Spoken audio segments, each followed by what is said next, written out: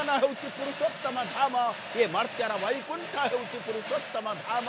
ଏହି ମର୍ତ୍ତ୍ୟର ବୈକୁଣ୍ଠ ଏବଂ ମର୍ତ୍ତ୍ୟର ପୁରୁଷ ସଙ୍ଗୀତର ସମ୍ରାଟ ଯାହାକୁ ଶଙ୍କରାଚାର୍ଯ୍ୟ କହିଥିଲେ କଦାଚିତ୍ କାଳିନ୍ଦୀ ତଟ ବିପିନ ସଙ୍ଗୀତ କବରୁ।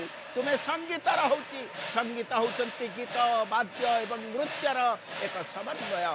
ତେଣୁ ଆଜି ଆପଣ ହେଉଛନ୍ତି, ଆପଣଙ୍କର ଯେତେବେଳେ ଲୀଳା ଚାଲିଛି, ଆପଣଙ୍କର ଯେତେବେଳେ ଯାତ୍ରା ଚାଲିଛି, ଆପଣ ଯେତେବେଳେ ଆଜି ଆସୁଛନ୍ତି, କବି କହୁଛନ୍ତି ଆସୁନାହାନ୍ତି ସେଇ ବିଶ୍ୱ ବ୍ରହ୍ମାଣ୍ଡ ନାୟକ ଜଗନ୍ନାଥ ରତ୍ନ ସିଂହାସନ ଛାଡ଼ି ଶ୍ରୀମନ୍ଦିରରୁ ସ୍ନାନ ମଣ୍ଡପ ଆଡ଼କୁ।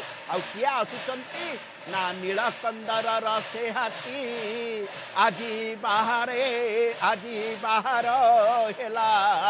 ନୀଳକନ୍ଦରରେ ଯେଉଁ ହାତୀ ବସିଥିଲେ, ଯାହାକୁ ଦିନେ ଶାଲଗ୍ରାମ କହିଥିଲେ ଆହେ ନୀଳ ଶୈଳ ପ୍ରବଳ ମତ ବାରଣ ମୋ ଆରତ ନଳିନୀ ବନକୁ କର ଦଳନ।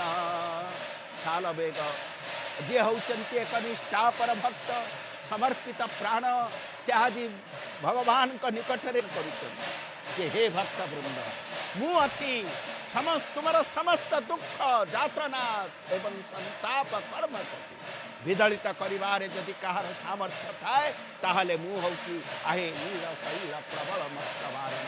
ମୁଁ ହେଉଛି ସେହି ପ୍ରବଳ ମତ୍ତ ବାରଣ, ମୁଁ ହେଉଛି ସେହି ହାତୀ। ତେଣୁ ଦର୍ଶକ ମଣ୍ଡଳୀ ଆଜି ଯେଉଁ ଆସୁଛନ୍ତି, ଇଏ ହେଉଛନ୍ତି ସେହି ପୂର୍ଣ୍ଣ ପରମ ବ୍ରହ୍ମ ପୁରୁଷୋତ୍ତମ। ଭଗବାନ ଜଗନ୍ନାଥଙ୍କର ଅନ୍ୟ ନାମ ହେଉଛି ପୁରୁଷୋତ୍ତମ। ଯେଉଁ ପୁରୁଷୋତ୍ତମର ବ୍ୟାଖ୍ୟା କରାଯାଇଛି, ଯୋଗାକ୍ଷର ଏବଚ କ୍ଷର ସର୍ବାଣୀ ଭୂତାନି କୁଟସ୍ଥୋକ୍ଷର ଉଚ୍ୟତେ। କିନ୍ତୁ ମୁଁ ହେଉଛି କ'ଣ ନା ଯସ୍ମାକ୍ଷରାତ୍ ଅତୀତୋହମ୍ ଅକ୍ଷରାଦପି ଚୋତ୍ତମଃ ଅତୋସ୍ମି ଲୋକେ ବେଦେ ଚ ପ୍ରଥିତ ପୁରୁଷୋତ୍ତମ। ସମସ୍ତ ବିଶିଷ୍ଟ ଭାଷ୍ୟକାର ମାନେ ଯେତେବେଳେ କହୁଛନ୍ତି ଅତୋସ୍ମି ଲୋକେ ବେଦେ ଚ ପ୍ରଥିତ ପୁରୁଷୋତ୍ତମ, ସେହି ପୁରୁଷୋତ୍ତମ କିଏ ନା ସର୍ବେଷାମପି କ୍ଷେତ୍ରାଣାଂ ରାଜା ଶ୍ରୀ ପୁରୁଷୋତ୍ତମ ସର୍ବେଷାମପି ଦେବା। ଦୁଇଟି ନେତ୍ର ରହିଛି।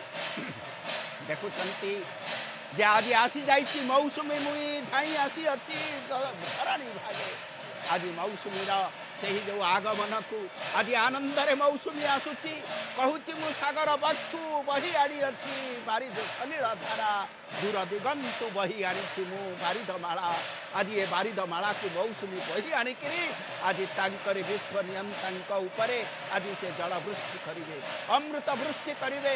108 ଏ ତ ଔପଚାରିକତା ମାତିଛି, କିନ୍ତୁ ଏକ ସୁସୁନ୍ଦର ଏକାନମ, ଇଏ ହେଉଛି ସ୍ନାନ ଯାତ୍ରା।